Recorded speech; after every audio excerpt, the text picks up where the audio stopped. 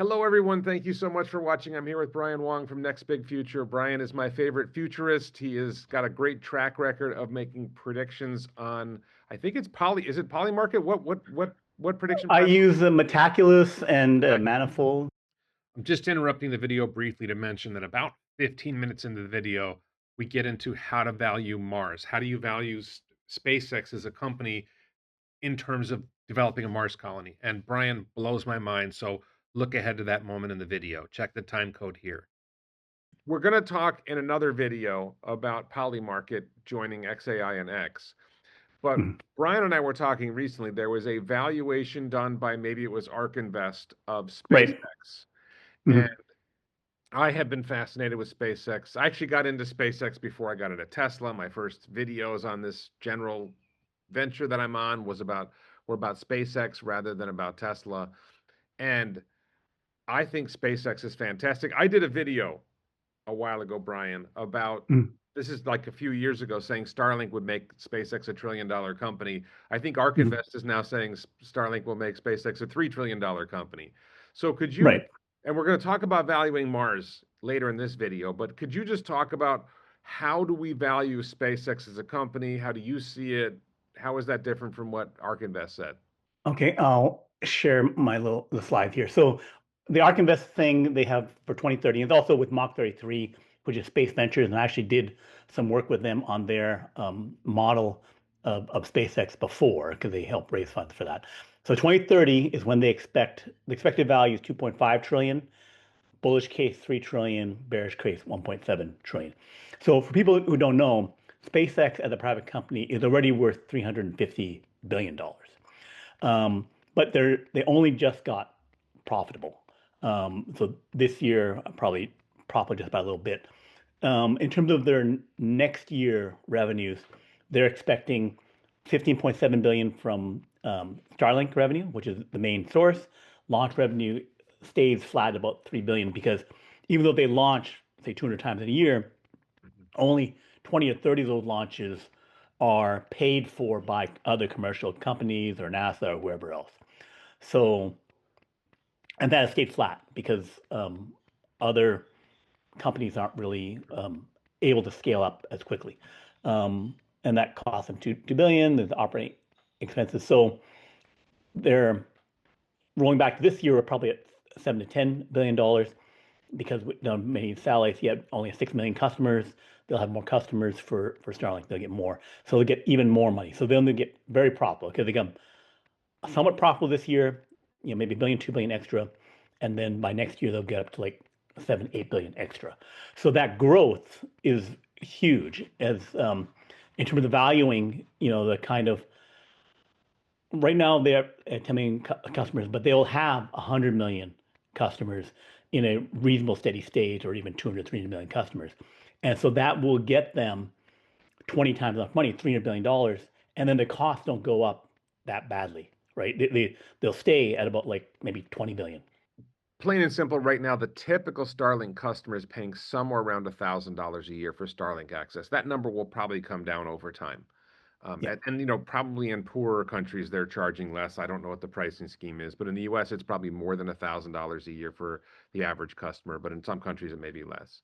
Going Mhm. forward, I think you can look at $800 a year, $500 a year, something like that, depending on Mhm. on how many customers they have and so on.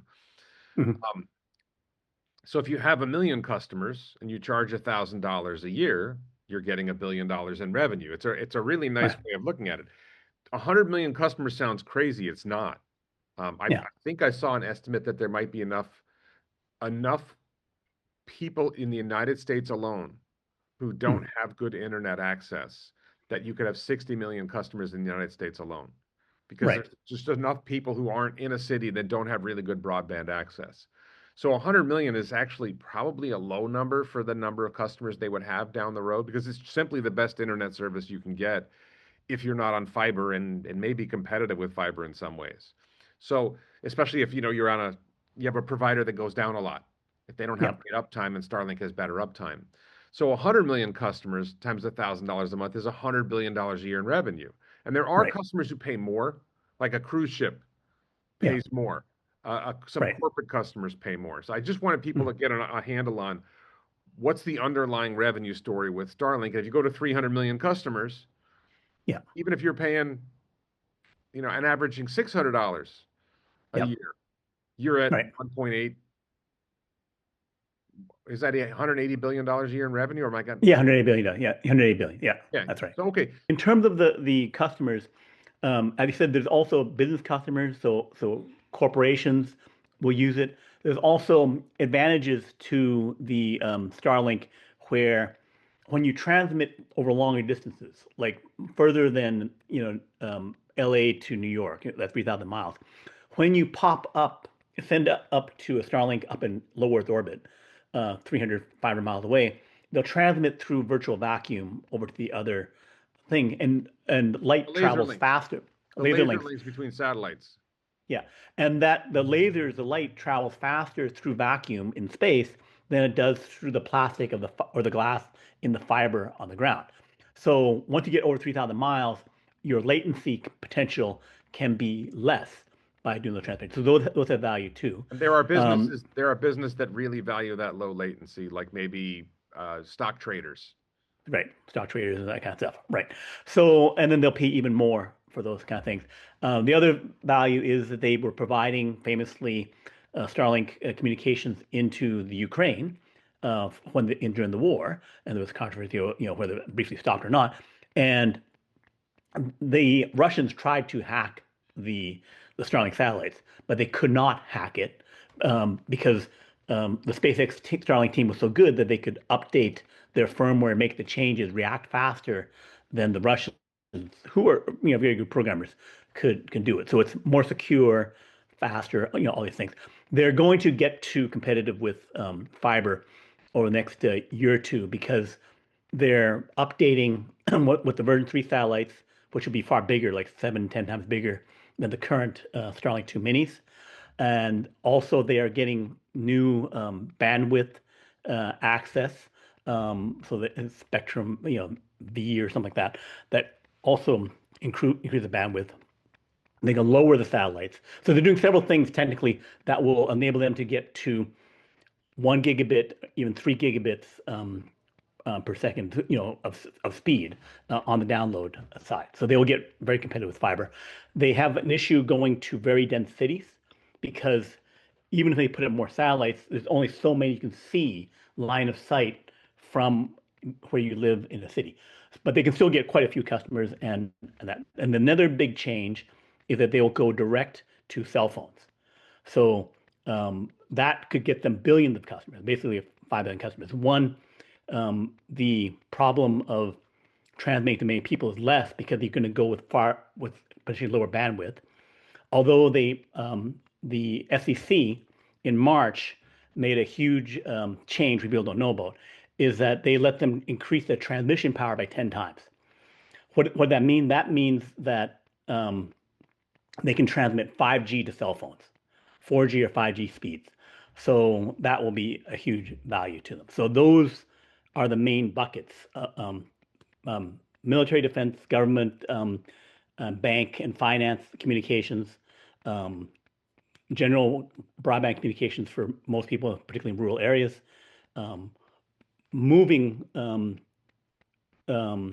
like the cruise ships, the airplanes, the trains, RV owners, anyone who's kind of like moving around, you can use Starlink far better. And we're going to start seeing that in United Airlines. All the other airlines are going to have that, and the experience of being in a plane with Wi-Fi will be transformed. But the biggest money buckets are the cell phone, the um, broadband to general people, and then the specialized super secure broadband. One thing I think you may have left out, and maybe I missed it, was you mentioned V2 mini Starlink satellites. Right, So what right. SpaceX is doing right now is they're launching satellites on the Falcon 9 rockets. And the Yeah, Falcon 9 rocket isn't big enough to handle a larger satellite than the previous generation of the V2 mini. yeah, Starship will probably be flying regular flights to launch Starlink satellites into space, optimistically by the end of this year, but certainly next year. right. And they have the V2, the full V2, which is a much larger satellite that's going to be much more capable. And so, long term, if you're looking 5 years down the road, Yeah. Probably like 5 years, like because the lifetime of a Starlink satellite is supposed to be about 5 years. So if you go out Right. 5 years from now, 6 years from now, all the satellites that Starlink will have will be full V2s, and there Right. will be maybe at least 10,000 and maybe 40,000 of them orbiting the Earth. So that will give them massive capacity. And Starship, when it's operating at full steam, will be much lower launch cost than Hmm. that. It's hard to grasp that because Starship is such a larger rocket, but it's Hmm. lower cost to manufacture because it's stainless steel instead of carbon fiber, and you'll Right. be reusing the whole ship. So you're Hmm. going to save a ton of money, and I think the propellant is less expensive even. I think the methane Methane, yes. is Methane is less less expensive than expensive. RP2. So there's so many Yeah. reasons why. And then you're launching a much larger payload for maybe a lower cost. So Right. SpaceX's cost of getting the satellites up into space dramatically lower. Right. So when you take that into account, that's why they're going to be able to handle 100 million or 300 million customers. And then I just briefly want to touch on the cell phone thing. Elon has said, hey, listen, cell phones, they'll be texts. Maybe you'll be able Hmm. to make some voice calls. I don't think it's a priority for SpaceX yet to Hmm. have Starlink to cell phone being a large thing, but it's really important if you're in a rural area, you're somewhere out in the middle of nowhere and you've lost cell phone access to be Yeah. able to hit the thing and all of a sudden you can connect to a Starlink satellite and people can find you and you Hmm. can get Right. help when you need help. I do think longer term it will become, my guess is it will be more of an ancillary benefit, like they'll contract with cell phone providers. And Hmm. because they're doing this with T-Mobile already, they've set the model Right. that whatever country you're in, they'll partner with one of the major players and they'll offer this as a backup in Hmm. case you lose cell phone coverage. I think it'll be backup. I think it's been the primary thing that they can. So they've already used it for the hurricane situation, so that 300,000, a million messages were transmitted in that emergency situation because normal cell towers went out and other phone lines went down, but the satellites do not go down. The other thing would be that, like I said, the communication increase of transmission, so they can transmit faster. There's a bunch of technical reasons why that would work, and then they'll add some passive antennas or other things to even further improve it. That I think will let them do 5G and 4G everywhere, Could they, and that. Mhm. do you think they could buy a local cell phone? Like you go to a market that has, like, say, four cell phone providers and you Yeah, buy number four, yeah, right? And then you pair your satellite service with that bottom end cell phone provider and you gradually invest and build out their cell phone network as well. Um, right. because, like you said, in dense cities, it may not be viable. It's not viable for the 1 gigabit transmission speed or 2 gigabit transmission speed for if you have a dish. But if I step down my communication, so I can go say 100 megabits per second all over the place, but then I can go to 10 megabits per second, still pretty good 3G speed, 4G speed, and I can do that into the cities uh, because I can just still my 10 satellites are good enough to provide that are visible from the city are now cover all the customers there. I don't think that they will. They could do what you do as a good strategy of, getting dominance, but I think politically, geopolitically, they have to do these deals with the German phone company, the Japanese phone company, Canadian phone companies, and cell phone companies, and the U.S. ones, and say, okay, I'll take a third of your money, and I won't totally compete with you in these areas where I need to be sensitive to that, and I will reduce half your OpEx cost because you won't need to have your rural cell towers. So the rural cell towers will go away. So they'll spend, save half or even three-quarters of their money and then say, okay, yes, we'll do that. Here, have some spectrum, and then we'll be your partners.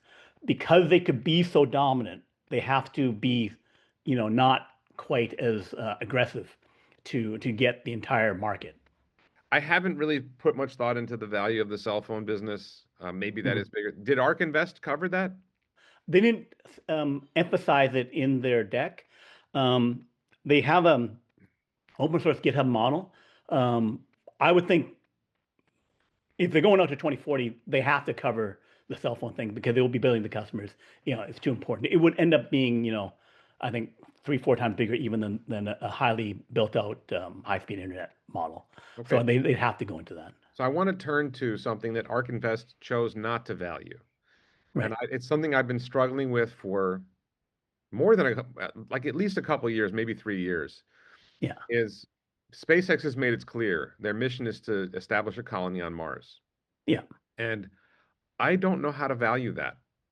I know Hmm. that if you go back in history, it was like the Dutch East India Company was the most valuable company in the world. Right. If you build it, they will come. If you build a Martian Right. colony and you get 1 million people on Mars, Yeah. then transport, first of all, you're going to own, SpaceX will likely own property and sell property on Mars. Right. But you will also have this massive business of transporting goods and services back and forth from the Earth to Mars. You will have a Hmm. telecommunications network transmitting data back and forth to Mars. But I'm Hmm. really struggling to wrap my head around, how do you value that? What are your thoughts on how you might value Mars? Valuation of Mars has huge variability depending upon what you do and how ambitious you are with it. I believe the most valuable thing to do on Mars is so one, you're going to land with 1,000 starships, and then the model talks about landing 2,000, 3,000 each time, right? So then you're taking a 500,000 tons, 1,000,000 tons, which is comparable to the amount of material landed on D-Day. Yeah. Okay, so that was when attacking Germany, we landed all these forces out of equipment, right? So it's huge amounts of stuff. We're talking um, 10,000 shipping containers, right? So it's a lot of material every 2 years that the window of going to Mars is. So if they make AI data centers on Mars, and the reason is that Oh, um, I didn't think of this one. right. So AI data centers, we're spending $10 billion, we're spending $100 billion, $1 trillion or more to build AI data centers. And if Elon Musk and Sam Altman have said superintelligence is just around the corner, right?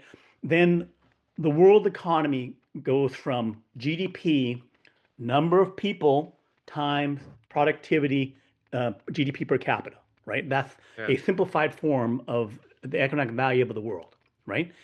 If I transition to everything's automated, the AI is doing, and the AI robots are doing the work, right? And generating the value, right?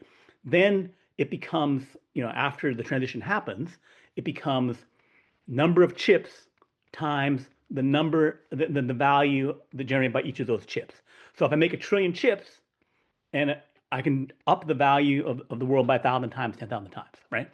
And I have a detailed video explaining all that. We don't have time to go into it. But if we're now saying, okay, it makes sense to spend $100 billion, $1 trillion to build a data center here on Earth, one that's 10 gigawatts, 100 gigawatts, more than the 1 gigawatt one that's being built right now by XAI, right? Because you're going to get bigger and bigger. These are 10 times bigger every year Yeah. or two. Elon wants to build a terawatt data center. Yeah. Right, terabyte data center, right? But how big a data center could I build on Mars if I build robots there, bring the robots, land them, and they start mining and they start replicating factories and data centers and solar power over Mars? It would fill up Mars like a petri dish. If people look at bacteria going to petri dish, it fills up and covers the whole surface, right? So by doubling every year, 1,000 times in 10 years, 1 million times in 20 years, you cover all of Mars. All of Mars would be able to support um, like 3,000, 10,000 terawatts of power. So even bigger than the terawatt of power that Elon was talking about would be 1,000, 3,000 terawatts of power. I think 20,000 terawatts of power on Mars. So that would support 10 trillion chips, right? You're, so you're So so yeah, if Kardashev one is using all the power of the the Earth, sun of the planet, yeah, the sunlight that hits the Earth, right? and you go and you say, well, we can go Kardashev 1.2 by doing Earth and Mars.